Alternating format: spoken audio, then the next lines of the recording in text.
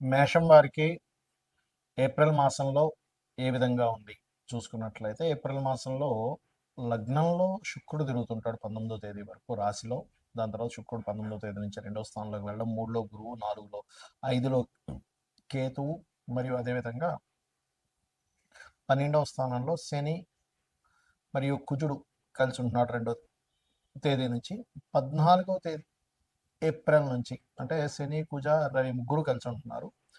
అయితే ఏప్రిల్ 14 నుంచి రవి రాశిలోకి రావడం, ఏకాదశంలో మనకి రాహువు ఉండడం, మరియు అదేవిధంగా బుధుడు కూడా దాని తర్వాత 11వ తేదీ నుంచి బుధుడు మారడం అనేటువంటి చూపిస్తుంది. అయితే ఈ యొక్క గ్రహస్థితిని అనుసరించి ఎలా ఉండబోతుంది మీకు, ఈ యొక్క మాసంలో ఎటువంటి విషయాల్లో జాగ్రత్తగా ఉండాలనేటువంటి అంశాలు చెప్తుంది నేనైనప్పటికీ చెప్పిస్తుంది సాక్షాత్ లలిత అమ్మవారిగా భావిస్తూ, ఆ లలితాంబిక అమ్మవారి యొక్క అనుగ్రహం మీకు పరిపూర్ణంగా కలగాలని మనస్ఫూర్తి కోరుకుంటూ, ఇక్కడ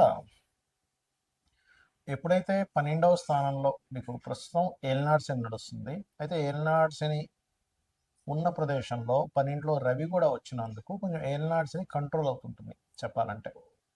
అంటే ఏంటి, ఇంతకుముందు గతంలో ఏవైతే ఇన్వెస్ట్మెంట్ సంబంధించిన ఏవైతే ఆగిపోయాయో అవి కొంచెం క్లియర్ అవ్వడం, కాకపోతే ఇక్కడ ఖర్చులు మాత్రం మీకు పెరుగుతూనే ఉంటాయి. ఎందుకంటే అనవసరమైన ఖర్చులు, బికాజ్ ఆఫ్ ఇక్కడ కుజుడు కూడా వచ్చి చేరుతున్నాడు. కాకపోతే కుజుడు రవి ఇద్దరు వచ్చినందుకు శనిని ఎక్కువగా కంట్రోల్ చేస్తారు. దానివల్ల ఏంటంటే గతంలో చేసిన ఇన్వెస్ట్మెంట్స్ ఏవైతే బ్లాక్ అయిపోయి ఉన్నాయో అవి కాస్త ముందుకు కదులుతాయి. విదేశీ సంబంధించినటువంటి ధనయోగం కూడా పెరుగుతుంది లగ్నంలో శుక్రుడు ఉన్నందుకు. సప్తమాధిపతి రాశిలో ఉన్నాడు అండ్ ధనాధిపతి రాశిలో ఉన్నందుకు. అదేవిధంగా కొంతవరకు వివాహ సంబంధించిన విషయాలు కూడా కొంచెం కుదరడానికి లగ్నంలో ఉండేటువంటి శుక్రుడు సప్తమ స్థానాన్ని వీక్షిస్తాడు కాబట్టి ఈ యొక్క యోగాన్ని కలిగిస్తాడు. అయితే మీరు పంచమ స్థానంలో కేతు ఉన్నాడు కాబట్టి మీరు ఏదైనా ఒక నిర్ణయం తీసుకునేటప్పుడు, ఏదైనా ఒక విషయం పట్ల మీరు కొన్ని జాగ్రత్తలు తీసుకునేటువంటి అంశాల్లోని కొంచెం జాగ్రత్తగా ఉండాలి. ఎందుకంటే నిర్ణయాల ప్రదేశంలో కేతు ఉన్నాడు. అందులో ముఖ్యంగా ఐవీఎఫ్లో ఐవీఎల్ చేయించుకునేవారు, రాజకీయ నాయకులు ఏదైనా ఒక డెసిషన్ తీసుకునేటప్పుడు చాలా జాగ్రత్తగా ఉండాలి. వివాహ సంబంధాలు అయితే 19వ తేదీ లోపల కుదిరేటువంటి ఛాన్సెస్ ఎక్కువ కనిపిస్తున్నాయి. 14 నుంచి మీకు ఎవరైతే సంతానం కోసం ప్రయత్నం చేసేటువంటి వారు ఉన్నారో వాళ్ళందరికీ బాగుంటుంది. ఆన్లైన్లో చేసే వ్యాపారాలకు చాలా బాగుంటుంది. కాకపోతే ఉన్న ప్రదేశం నుంచి ఇతర ప్రదేశాలకు వెళ్ళవలసిన పరిస్థితి ఉంది కెరీర్ పరంగా చూసుకుంటే. కాకపోతే కెరీర్లో కాస్త కాంపిటీషన్, శత్రువులు కాస్త పెరుగుతూ ఉంటారు. దీనికి మీరు నవగ్రహాల్లో ముఖ్యంగా శని, కుజ, రాహువు, రవి ఈ గ్రహాల దగ్గర దీపారాధన చేయండి. ఓం మాణిక్య ముకుటాకార జానుద్వై విరాజితాయ నమః అనే మంత్రం చేయండి అనే విధానం మీకు బాగుంటుంది. మరి ఈ మనం చూస్తూ ఉన్నాం గతంలో ఒక 5-6 నెలల క్రితమే ఈ వార్ రిలేటెడ్, పోయిన సంవత్సరం చెప్పుకున్నాం ఈ వార్ రిలేటెడ్ సంబంధించిన పెరుగుతూ ఉంటాయని. చాలా మంది అడుగుతుంది ఏంటంటే ఈ వార్ రిలేటెడ్ సంబంధించిన వాటి మూలంగా ఫ్యూచర్లో ఇంకా ఎలా అవ్వనుంది అని చాలా మంది నాకు ఫోన్ చేసి అడుగుతూ ఉన్నారు. ఎందుకంటే గతంలో మనం ప్రిడిక్ట్ చేశాం కాబట్టి దాని గురించి చాలా మంది అడగడం జరుగుతుంది. ఏమంటే ఈ వారు 10-15 రోజులు ఆగిపోతుందా, లేకపోతే నెలల తరబడి వెళ్తుందా అనేటువంటిది. కాకపోతే ఇక్కడ విషయం ఏంటంటే ఇది ఇంత తొందరగా ఆగదు. కారణం ఏమిటి, దీనికి శాస్త్రంలో ఏమైనా పర్టికులర్గా కొన్ని ఉన్నాయా అంటే ఖచ్చితంగా సూత్రాలు ఉన్నాయి శాస్త్రంలో. మనం గతంలో కూడా చెప్పుకున్నాం, గురువు 3 రాసులు మారాడు పోయిన సంవత్సరం కూడా, ఈ సంవత్సరం కూడా మారుతున్నాడు అని. ఏ రాసులు మారాడు పోయిన సంవత్సరం అంటే వృషభంలోని, మిథునంలోని, కర్కాటకంలోకి మారాడు. అందుకే యుద్ధ సంబంధించింది ప్రారంభమైంది ఇంకా మనకి ఉగాది కొత్త సంవత్సరం రాకముందే. అదేవిధంగా అప్పుడు మనం చెప్పుకున్నాం గోల్డ్ రేటు, ముఖ్యంగా సిల్వర్ రేటు విపరీతంగా పెరుగుతుందని. అదే రకంగా మనకి వీడియోలు కూడా ఉన్నాయి. అండ్ పీఠాధిపతులు గొడవలు పెట్టుకోవడం ఇవన్నీ కారణం అది. అయితే ఈ సంవత్సరం కూడా కర్కాటకంలో మనకి మిథునంలో ఉండేటువంటి గురువు కర్కాటకంలోకి, సింహంలోకి మారుతున్నాడు. గతంలో ఏం జరిగింది, వృషభంలో ఉండే గురువు మిథునంలోకి వచ్చి కర్కాటకంలోకి వచ్చి మళ్ళీ వెనక్కి వచ్చాడు. సో ఎప్పుడైనా సరే 3 రాసులు మారేటప్పుడు అది జన నష్టాన్ని, అందులో ముఖ్యంగా యుద్ధపరంగా విపరీతమైనటువంటి జన నష్టాన్ని కలిగిస్తుంది. కాబట్టి ఇండియాలో ఉండేటువంటి వారికి పెద్ద నష్టమేమీ ఉండదు, కానీ విదేశాల్లో ఉండేటువంటి వారికి మాత్రం కాస్త ఎక్కువ నష్టం ఉంటుంది. కాబట్టి ఇండియన్స్ ఎవరైనా విదేశాల్లో ఉన్నట్లయితే వారు కాస్త వీలైనంత మట్టుకు అక్కడ సేఫ్ జోన్స్లో ఉండడం మంచిది. ఇప్పుడు Saudi countries, Dubai countries, America పర్టికులర్గా, ఎందుకంటే ఇది న్యూక్లియర్ సంబంధించిన దాడులు. అంటే మనకి చూడండి, మనకి హీరోషిమా నాగసాకి మీద వేశారు అప్పుడు ఒకసారి. దానివల్ల ఏంటి, కొన్ని కోట్ల మంది, కొన్ని లక్షల మంది చనిపోయారు. అలా ఏంటంటే ఒక పెద్ద విస్ఫోటనలాగా జరిగేటువంటి బాంబ్స్ వేయడం కూడా జరుగుతుంది.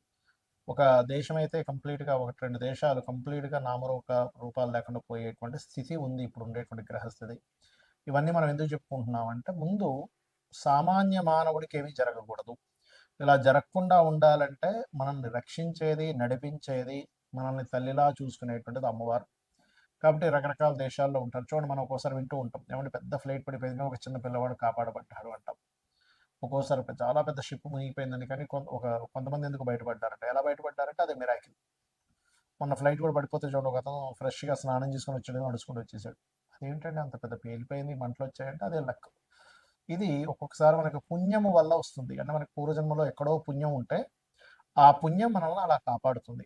మరి ఇప్పుడు ఉండేటువంటి దీంట్లో మీరు ఏం చేయాలంటే, రోజు చండీ వినండి, లేదా దుర్గా కవచం చదువుకోండి. చండీ వినడమైనా, చండీ పారాయణం చేయడమైనా, లేదా చండీ హోమాలు చేసుకోవడమైనా ఇంట్లో చేసుకోండి. దానివల్ల ఏమవుతుందంటే మీరు రక్షింపబడతారు. దేశాలు కొట్టుకోవడం వల్ల సామాన్య మానవుడు ఇబ్బంది పడకూడదు. కాబట్టి ఇది ఎలాంటి రక్షణ ఇస్తుంది? ఇప్పుడు మనకు చూడండి, కేవలం అదేదో బాంబు వచ్చి మన మీద పడేటువంటిది మాత్రమే కాకుండా, ఇప్పుడు ఉండేటువంటి సిచ్యువేషన్స్లో మనం గతంలో 1 month బ్యాక్ ఆల్రెడీ చెప్పుకున్నాం, కొంచెం ఫుడ్ రిలేటెడ్ సంబంధించిన విషయం మీద ఎఫెక్ట్ వస్తుంది ఇది ముందు అని. అదే రకంగా చూసుకుంటే గ్యాస్ సరిగ్గా అందకపోవడం. ఇప్పుడు నార్మల్గా ఎవరైతే వీళ్ళు కమర్షియల్ కాకుండా నాన్ కమర్షియల్ వాళ్ళకి వచ్చేస్తున్నాయి గ్యాసెస్, కానీ కమర్షియల్ వాళ్ళకి రావట్లే. తద్వారా హాస్టల్స్లో ఉండేటువంటి వారు, లేకపోతే హోటల్స్లో తినేటువంటి వారు, ప్రత్యేకంగా వాళ్ళు వండుకోరు, హోటల్నే ఆధారపడి ఉంటారు. అలాంటి వారికి ఇబ్బంది అనేటువంటిది స్లోగా ప్రారంభమైంది. తద్వారా మనకి వండుకునే స్థితి, పరాభావనామ సంవత్సరం, పరావాసనామ సంవత్సరం, రెండు పేర్లు దీనికి. పరాభావము అంటే పరాభవం చెందడం, కొన్ని దేశాలు యుద్ధంలో ఓడిపోవడం జరుగుతుంటుంది. పరావసు వల్ల ఏమిటి అంటే, మనం పూర్వంలో ఎటువంటివైతే పద్ధతులు పాటించాము అటువంటివన్నీ కూడా వస్తూ ఉంటాయి. అంటే పూర్వ పద్ధతులు రావడము, కొన్ని దేశాలు ఓడిపోవడము, కొన్ని దేశాలు ఇబ్బంది పడడం అనేటువంటిది ఉంది ఈ సంవత్సరము. దాంతోపాటు ఎప్పుడూ కనీ విని ఎరుగనట్టుగా 3 సార్లు మనకి పంచగ్రహ కూటమి కూడా వచ్చింది. అది కూడా మనం చెప్పుకున్నాం లాస్ట్ టైం. కాబట్టి నేను అనేది ఒకటే, గుర్తుపెట్టుకోండి. ఇక్కడ మీరు, ఎందుకంటే దేశాలు మిసైల్స్ వేసుకుని ఏమైనా సామాన్య మానవుడికి ఇబ్బంది కలగకుండా ఉండాలి. కాబట్టి నవగ్రహాలలో కుజుడు, రాహువు, శని, గురువు, ఈ 4 గ్రహాల దగ్గర దీపారాధన చేయండి. మీకు దగ్గరలో గోశాల ఏదైనా ఉంటే గోవులో సకల దేవతలు ఉంటారంటారు. కాబట్టి ఆ సకల దేవతల యొక్క ప్రభావం నీకు పాజిటివ్గా, వాళ్ళ యొక్క అనుగ్రహం కావాలి. కాబట్టి గోవులకి బెల్లము, అరటికాయలు, క్యారెట్స్, గ్రాసము, వీలైతే ఇవి తినిపించండి, సరిపోతుంది. గ్రాసం కూడా తినిపించవచ్చు, రైట్, గోధుమ రవ్వ కూడా తినిపించవచ్చు. ఇవి చేయండి. ఇక్కడ మరొక విషయం ఏంటంటే, మనం రాశి ఫలాలు చెప్పుకుంటున్నాం కదా, దీనికంటే ప్రధానంగా మీ పర్సనల్ చార్ట్ చూసుకోవాలి. అంటే మీ పర్సనల్ చార్ట్లో లగ్నం ఎలా ఉంది, లగ్నం వల్ల మీరు ఎంత ఎదగలేకపోతున్నారు, ఎందుకు ఇబ్బంది పడుతున్నారో తెలుస్తుంది.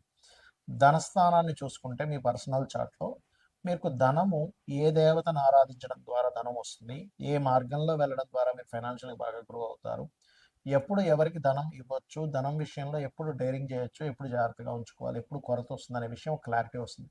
అదేవిధంగా అన్నదమ్ముల విషయం కావచ్చు, చదువు విషయం కావచ్చు, సంతానం విషయం కావచ్చు, వివాహం ఎప్పుడు చేసుకోవాలి, ఎప్పుడు చేసుకోకూడదు అనేటువంటిది, కెరియర్ పరంగా ఎటువంటి కెరియర్లో మీరు సెట్ అవుతారు, వ్యాపారాలు మీకు కలిసి వస్తాయా లేదా, విదేశాలకు వెళ్ళాలా, ఇక్కడే ఉండాలి, ఇలాంటి అనేకమైనటువంటి అంశాలు మీ పర్సనల్ చార్ట్లో ఉంటాయి. సరే, మీ పర్సనల్ చార్ట్ తెలియదు, అలాంటప్పుడు నిత్యము లలితా సహస్రనామాల యొక్క శ్రవణము, పఠనము చేయండి. ఖచ్చితంగా మీకు బాగుంటుంది. శ్రీమాత్రే నమః.